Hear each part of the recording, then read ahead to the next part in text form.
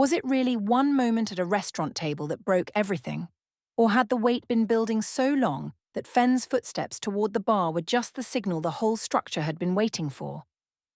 I told myself that sitting where I sat was harmless, that a wife who is comfortable with her husband's oldest friend is proof of a healthy marriage rather than a threat to it. But I did not understand what a man who builds things for a living does when he decides that what he is looking at is not a foundation worth keeping. And I learned it at a school gate, in front of parents I had seen every Thursday for 18 months, with our daughter's wave still hanging in the air above the car park. My name is Sable Vaughan. I am 30 years old, and I work as a property coordinator at Fairview and Moss Real Estate, where I manage listing schedules, coordinate inspections, and keep things looking stable from the outside.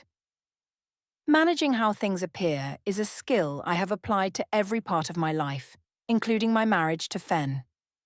Fenn is 33, a freelance landscape architect who designs parks and private gardens, someone who measures twice and works in seasons rather than deadlines. We have a 3-year-old daughter named Mira who draws constantly and names everyone in her pictures. We have been married for 5 years.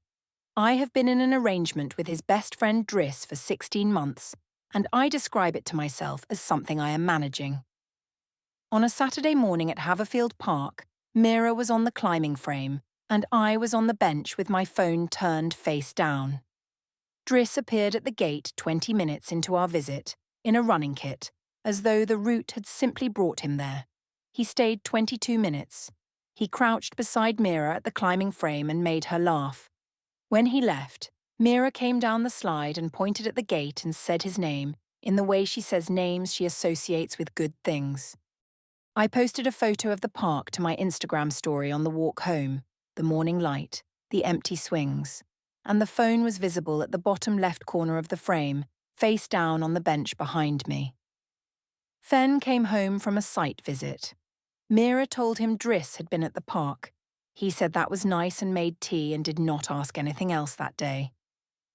That evening he sat beside me and asked, in the unhurried tone he uses when he genuinely wants to understand something, whether the park visit had been arranged or coincidental.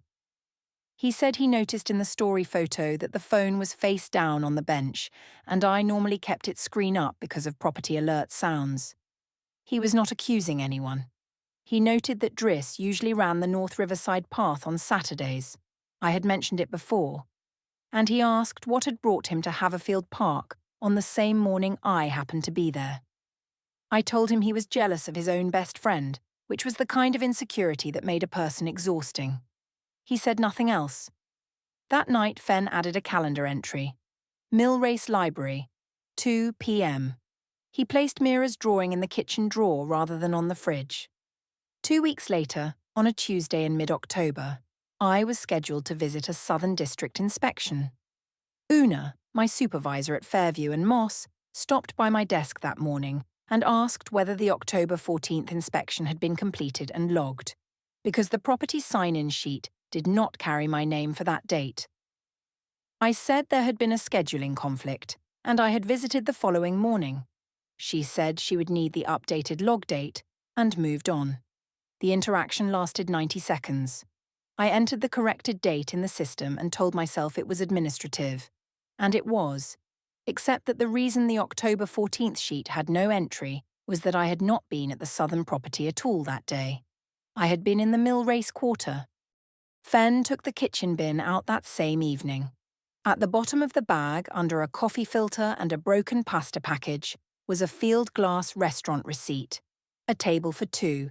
Tuesday, 12:47 p.m. He photographed it before placing the bag in the outdoor refuse, the receipt slightly smudged by the coffee grounds, but the date and time clear. I did not know he had done this until later. I did not think about the receipt at all. The following week, reviewing the household account to sort the direct debits, Fenn found a Kinetic Wellness Studio cafe charge from Tuesday, October 14th, 10:15 a.m., in an amount consistent with 2 people ordering. The studio in the Mill Race Quarter is where Driss trains his clients. The field glass is 2 streets from the studio. Fen saved the bank screen to the same folder as the park bench photo and the receipt image, and labelled the folder with the date. He brought it to the dining table on a Wednesday evening, after Mira was asleep. He did not raise his voice, and he did not reach for either his phone or the screen. He told me he had found a field glass receipt in the bin. A table for 2, Tuesday at 12:47 p.m., on a day I had told him I was at the Southern inspection. He said he was not inventing the detail. The receipt was smudged from the coffee grounds, and he had photographed it before the bin went out. He asked me to account for the sequence of the day. If I was at both locations, one of them would need to fit between the other, and the Southern District and the Mill Race Quarter were 30 kilometers apart. He asked me to explain which version of Tuesday was the accurate one, and he asked it plainly, as a question whose answer he said he would believe. I said he had gone through the household rubbish to build a case against me, and I would not dignify it. I said the lunch was a client meeting I could not name without violating a professional relationship. I said his need to audit my movements was suffocating. He waited until I finished. He said there was a Kinetic Wellness Studio cafe charge on the joint account for the same Tuesday morning, 10:15 a.m., in an amount consistent with 2 people ordering, and the studio was a 5-minute walk from the field glass. The field glass lunch was at 12:47, which made a straightforward sequence. The studio cafe at 10:15, the restaurant at 12:47, 30 kilometers from the Southern District I had described as my day. He said he was not drawing a conclusion from any one item. He was saying the combination of items asked a question he had a right to ask. He mentioned the phone face down at the park and said that detail alone would have meant nothing, and the receipt alone would have meant nothing. But the specific overlaps of time and location, and the specific relationship of both venues to Driss's working life, meant he was sitting with something he could not unsit with on his own. He asked whether she would speak with someone neutral, a counsellor, a GP referral, anyone she named. He said the alternative was for him to continue carrying questions that had no answers, which was a state he was describing as unsustainable rather than threatening. I said men who surrounded their jealousy with words like pattern and combination were dressing up surveillance as logic, and I would not attend counselling as proof of a virtue I was not required to demonstrate. I went to the bedroom. The bedroom door made a sound as it settled into the frame. After that conversation, something in Fen changed in a way I attributed to sulking. He was present with Mira during the evening routine, patient through the bath, attentive through the stories, the same steady presence he had always been for her. But he stopped chasing my attention when I withdrew to the other end of the apartment. He began keeping his phone on his side of the bed rather than on the kitchen counter where it had always charged. He started paying his half of the rent and utilities through a separate direct debit without explaining why, and he sorted the household post alone at the letterbox each morning before coming upstairs. He said nothing about any of these adjustments and gave no explanation for any of them, which I categorized as theatrical behavior and which I told myself he would stop when he decided the point had been made. He had processed difficult conversations before and come back to normal. This was the assessment I made, and I held it for longer than I should have, because normal and prepared look identical until they don't. That week, I saw Driss twice at the Kinetic Wellness Studio, at 7 in the morning before the first client session, which was how the arrangement worked. I arrived early and left before the scheduled classes began, and Driss told anyone who asked that he had a physio consultation booked. The studio's private training room had frosted glass panels that looked onto the studio floor, and Driss always checked the morning schedule before we met, and this seemed to me like adequate care. I told myself the Tuesday cafe charge had been careless but not traceable in any meaningful way. I told myself Fen's question about the receipt was a product of suspicion rather than evidence, and that suspicion without evidence was just a feeling. What I had not thought about was the field glass dinner 3 weeks before the double date, when a woman at the table beside us had raised her phone to photograph her dessert, and the angle of her shot had included the left edge of our table. Driss's profile and my hand near his glass, and neither of us paying attention to the woman's phone. She had posted it publicly. Kira Yuen, who had been with Driss for 14 months, saw it when a mutual contact shared it. She zoomed in, screenshotted, and saved it to a folder on her phone. She did not send it anywhere yet. She agreed to come to the double date. The double date was my idea. I told Fen it would be good for the four of us to have a proper evening out, that he and Driss barely saw each other properly anymore, and that Driss's girlfriend Kira seemed like someone I genuinely wanted to get to know. All of this was true in the way that reasons you choose specifically because they are true also serve other purposes. The field glass is in the Mill Race Quarter, 3 streets from my office, with a bar area that the dining floor wraps around a central partition. The table I booked was on the dining floor, not visible from the bar. We arrived at 7:30. The greeting between Driss and me was warm, easy, the easy warmth of two people who know each other well. Kira's eyes registered it, and did not change expression. Fen's hand rested on the back of my chair for a moment when we sat down. 40 minutes into the evening, after the starter plates were cleared and the conversation had settled into the rhythm that a table of 4 people who know each other to different degrees settles into, Fen said he would get the next round from the bar. He was gone for 7 minutes. The bar and our table were separated by the central partition, not visible from each other. When he came back with the 4 drinks, I was sitting on Driss's lap. I had moved from my chair when Fen left. I had not planned it precisely, but I had not been surprised by it either. The way you are not surprised by things that feel like continuation rather than decision. My posture was casual. Driss's hand was at the edge of the seat rather than on me. Kira was across the table, her face very still. A woman at the adjacent table had her phone raised toward her dessert. The angle captured more of our group than she intended. She posted it within 2 minutes, captioned with something about the evening. My profile was visible at the left edge of the frame. Fen set the drinks on the table without speaking. He sat down. He was not entirely steady, but his expression gave the table nothing. The 4 of us continued dinner.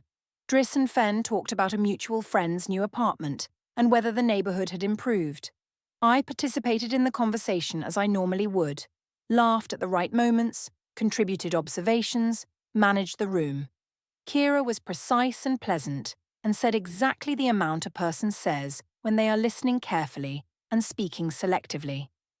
At one point, she asked me something about property management that required a detailed answer, and I gave it, and she nodded in a way that had a quality I chose not to examine.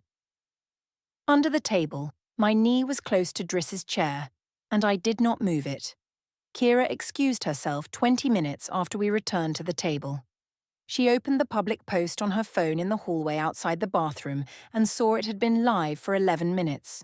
She took a wide screenshot, more of the table arrangement visible than in the original crop, including both chairs and the spatial relationship between them.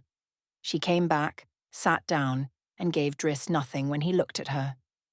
We settled the bill and the 4 of us came outside together, but the distance between Fen and me had produced a natural separation, and Driss and Kira moved toward the restaurant door, while Fen and I ended up several meters down the pavement under one of the amber heating lamps that the field glass mounted at intervals along the exterior wall. Fen asked his question on that pavement. He said he wanted to understand what he had come back to, because in the context of the park and the receipt and the studio charge, what had just happened at the table was not an accident. When he left, there was an empty chair beside Driss. When he came back, I was on Driss's lap, rather than in the chair. He wanted to understand what the choice of that particular surface told him about the arrangement he had been asked to accept as friendship. He asked this plainly, not as an accusation with a verdict already attached, but as a question that had a specific answer, and he was asking her to give it. The amber heating lamp above them switched off, as they sometimes do on a timer, and the cooler street lighting replaced it. Fen's expression did not register the change. I said I sat where I sat, and his decision to apply forensic analysis to where my body had been for 30 seconds was the kind of performative jealousy that had been making our social life uncomfortable for months. I said the word absurd, and I meant it to close the conversation. I went back inside. The heating lamp was still off when I passed the spot later. In the car, Fen said one more thing before we reached the end of the road. He said that in the 16 months since Driss had opened the Kinetic Wellness Studio, the frequency with which I mentioned Driss in ordinary conversation had changed noticeably. And he had noted it, and dismissed it each time he had mentioned it, and he was not going to quantify it because that would sound obsessive. He said he was asking one thing, whether she was willing to tell him one true thing about what was happening, right now, here in this car, before they pulled into the street where their daughter was asleep, in her bed in the apartment they shared. He said it without emphasis, and looked at the road. The car radio was playing in the background, a presenter reading a message from a listener about a restaurant in the Millrace Quarter, and the specificity of that coincidence fixed the moment in a way she would remember. I told him I would not discuss this while he was driving because the captive setup was intentional, and he knew it. I turned the radio up 2 notches. He let it stay there. We drove the rest of the way without speaking, and when we came into the building lobby and the elevator doors closed, the silence between us had a different quality than silence that is waiting to be broken. It had the quality of silence that has already decided something. The following morning, a colleague from Fen's Municipal Parks project forwarded him the Field Glass Public Post. He saved it to the folder and added a new label. The folder had 4 dated items now, organized by the same careful habit he applied to everything he built. Kira contacted Fen 3 days after the field glass. She messaged from an unsaved number and asked whether he would meet briefly, somewhere neutral. He went to her apartment the following morning. She opened the door and let him in and showed him the wider screenshot first, before she said a word. More of the table arrangement visible than the version his colleague had sent, the spatial relationship between the 2 chairs completely clear. She had been with Driss for 14 months, she said, and for most of that time she had been observing a set of behavioural patterns she could describe with dates and locations. She described the way Fen's name changed the phrasing of Driss's sentences. She described the schedule overlaps she had mapped by comparing Driss's claimed locations with what he posted on his studio's social account. She described the afternoon the previous August when she had found, in Driss's deleted messages, a thread she was not supposed to find, and had taken a photograph of the screen before closing the application. She gave him everything she had. She was calm throughout the conversation. On his way out, Fen asked how she was doing. She said she was managing. She signed a witness statement the following week. In the apartment, I offered Fen what I had assembled as a genuine gesture. I used the measured voice I used with difficult clients, and I named the changes I was willing to make. Stopping the kinetic wellness sessions, sharing my location app for 1 month, attending couples counselling with any therapist he chose. Then, I named the structural parameter that would make the process productive. A brief preliminary meeting with Driss, the 3 of them, to clear the air between the 2 men before we began. I said a strained friendship was an environment counselling could not function in. He listened to the whole offer without interrupting. He asked one question: why the first step toward couples therapy required the man he was questioning to be present for the opening conversation. He said couples therapy was between the 2 of them, and including Driss in the preliminary would either validate a friendship or prevent Fen from saying what he needed to say without appearing paranoid in front of the person he was naming. He asked which of those outcomes the condition was designed to produce. I said he was looking for a reason to reject every gesture I made because he had already decided on a verdict. He said he heard the offer and would think about it. He did not raise it again. Petra's birthday tea was at the long teak table in the dining room of Fen's parents' house, where a shelf of planning certificates ran along the back wall, and the room had the mild, organised smell of a house where things were kept in their places. Fen's father was there, and Rael's wife, and a neighbour who had known Fen since childhood and had the manner of someone who has earned the right to sit in a room without contributing to it. I came in the dress I had chosen to signal that I was composed and present, rather than defensive, which was accurate on one level. I described a Southern Road inspection I had completed in mid-October. I mentioned the roadworks on the southern route that had caused a delay, which was something I had actually experienced, on a different Tuesday. The date slipped in my account without my registering the slip. Petra, who had spent 30 years reviewing planning applications for the county, asked in the mild tone of someone with no particular agenda whether that was the same Tuesday I had mentioned to Rail's wife having a quick lunch in the Mill Race Quarter. There was a pause in the room that was not dramatic, but was completely specific. I said I had been at both. The lunch was brief, and then the inspection after. Petra said she had understood the inspection was scheduled for the afternoon. I said it was. She refilled the teapot from the pot on the sideboard, poured without spilling, and did not ask a follow-up question. Fenn watched his mother from his seat across the table, and his expression gave nothing away. Rail looked at his cake plate. The neighbour talked about something else. In the week after the birthday tea, Fenn changed the way he moved through the apartment in ways that were individually explicable and collectively not. He stopped asking me what I needed in the evenings, a habit so consistent over 5 years that its absence registered like a missing sound you had stopped noticing and suddenly cannot stop noticing.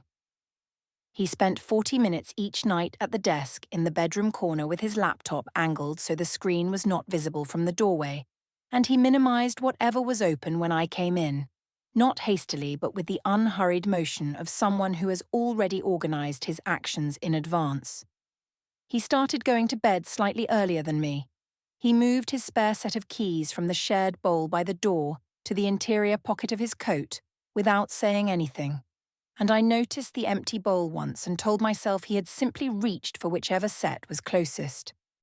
He said, if I asked about anything, that he was behind on project documentation. I told myself this was processing. I had said this before, and each time it had been accurate. The stairwell call from Rail happened the following week. Rail said one thing before the call ended.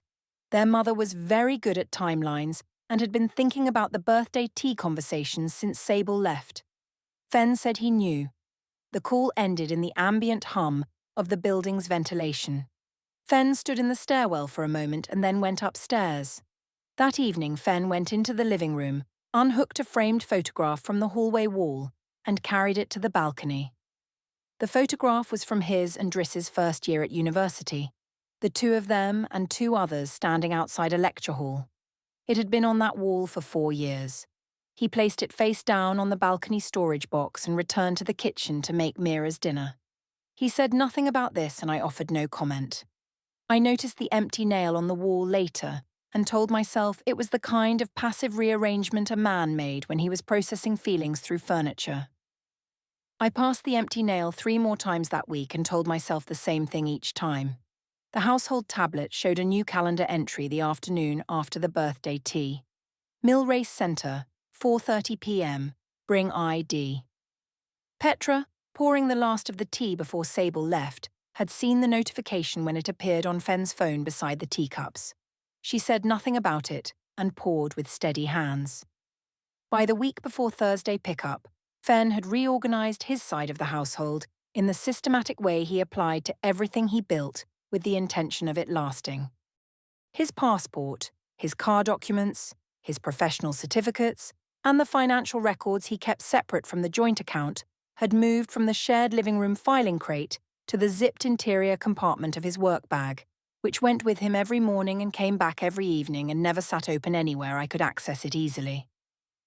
The filing crate stood empty in its corner beside the bookshelf. He updated his bank direct debit contact information through the app independently without mentioning it, and I found out 2 weeks later when the bill split looked different. He sorted the household post at the letterbox before he came upstairs, opening his own items there and leaving the joint ones on the table by the door. He said none of this aloud. When I asked about the direct debit change, he said he had made it for accounting clarity, and his tone was the tone of someone for whom the answer is both true and entirely not the point. I met Kira at a coffee shop I chose in the Millrace Quarter in the week before Thursday because I had decided the correct move was a direct conversation between the two of us rather than leaving her as an unseen contributor to a situation I had not fully mapped. I delivered the version of events I had built. The double date moment was a casual gesture between long-standing friends. Fenn's reaction was a jealousy display that had expanded past its cause, and Kira's decision to contact him independently was an intervention in a situation she understood only from Driss's perspective. I said all of this calmly, as a person who was offering context rather than seeking approval. She listened to every word without interrupting.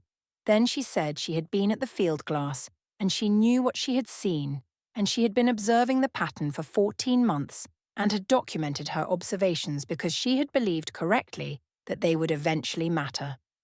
She said she was still open to knowing me better genuinely, but she would not be asked to revise something she had already signed and submitted. I said something about the signature being a dramatic step for what was essentially a misunderstanding. She said she did not think it was a misunderstanding and that she was sorry it had gone this far, and she said it in the tone of someone who is not actually sorry, but means the sentiment in the specific way of a person who has exhausted the alternative. I paid for both coffees and left first, and on the pavement outside, I stood for a moment before starting to walk. And I thought about calling Driss, and then I decided it was better to wait until I had something specific to say. 2 days later, on the Haverfield Park East Path with Mira asleep in the pram, I opened my camera roll and selected a photograph from a field glass terrace visit 3 weeks before the double date. The city view was in the background, and the warm evening light was in the frame, and at the left edge of the shot, in a way that read as casual presence rather than deliberate framing, was Driss's forearm on the railing. I added the caption, "Choosing Peace." I posted it knowing Fenn followed my account, knowing what the restaurant and the forearm would read as in the current context, and knowing Kira would see it. I posted it because the apartment's new quiet had been removing, week by week, the feeling of being the person who chose rather than the person being observed, and the post restored that feeling, briefly and completely. Driss liked it within 4 minutes. Kira sent it directly to Fenn 10 minutes later with no text attached. Fenn was in the school car park after a site visit, the engine off and the exterior lights of the building on, and he looked at the image and saved it to the folder and entered it in the document with a note about the date and the caption. That evening, Fenn sat across the kitchen table from me. He did not show me any screenshot.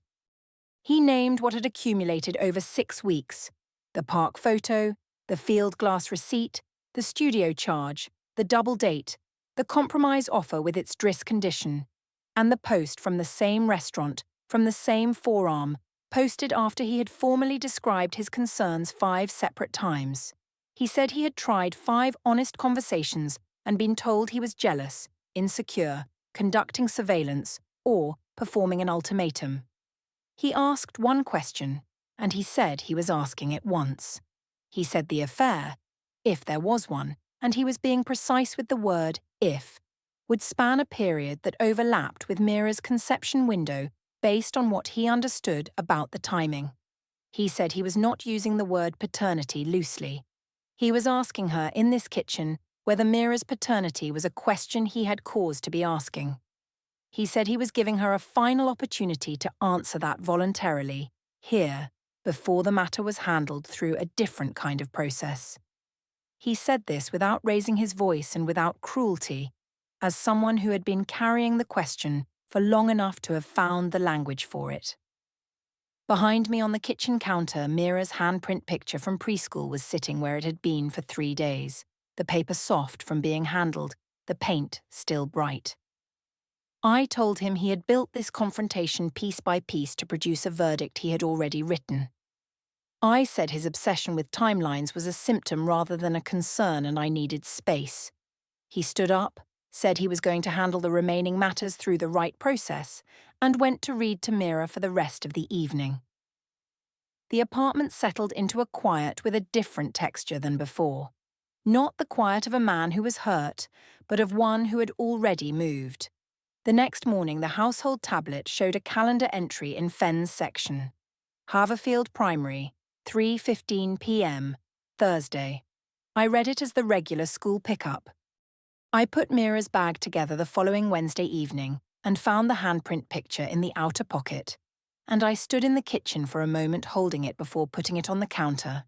And I went to bed. I arrived at the Haverfield Primary covered pickup zone at 3:10 and took my usual position at the third yellow marker from the entrance. At 3:13 p.m., a woman in a grey jacket confirmed my name and handed me a sealed envelope and document set, named the filing, a court-issued DNA test notice, requiring both Sable and Driss Okafor to attend a paternity testing appointment at a registered clinic 14 days ahead, with the result to be used in ongoing family law proceedings. Case reference number. 14-day window. She stepped back. The parents at the adjacent markers had heard enough. Two looked away. The school door opened at the far end of the zone. Fenn was at the last marker nearest the car park. When Mira ran the full length to him, he crouched and caught her. The moment looked ordinary from any distance. I opened the envelope. The filing named the field glass receipt, the cafe charge, Kira's signed statement, the restaurant screenshot, the Instagram post, and a professional note on the conception window overlap. Driss had been separately notified. I moved toward Fenn's position. Two other parents stepped into the corridor between us collecting their children, and when the space cleared, Fenn was walking Mira toward the car park exit. Mira looked back over his shoulder and waved at me. I waved back. Fenn did not turn around. She stood in the covered zone. She had believed sitting on Driss's lap was confidence, a woman controlling the room she was in. She had believed the Instagram caption was a statement. She had believed each deflection closed a conversation. What she understood now was that every public act had produced a record. The receipt in the bin she did not empty, the post on a phone she never considered, Kira writing things down for 14 months in the apartment she had never thought to account for. Fenn had not been sulking. He had been filing. Closure snapshot. The DNA appointment was in 11 days and she had reread the clinic address without retaining it. Driss's last message arrived 4 days before the pickup. 2 words, nothing following. The streaming account showed one profile. The framed photograph was face down on the balcony storage box. Mira's pickups arrived by coordinated email. The Instagram post had been deleted the evening of the service, but Kira's screenshot was in the case file. Fenn's response to her request for a private conversation came through a representative. 3 sentences, logistics only. The handprint picture was still on the kitchen counter. She had not moved it.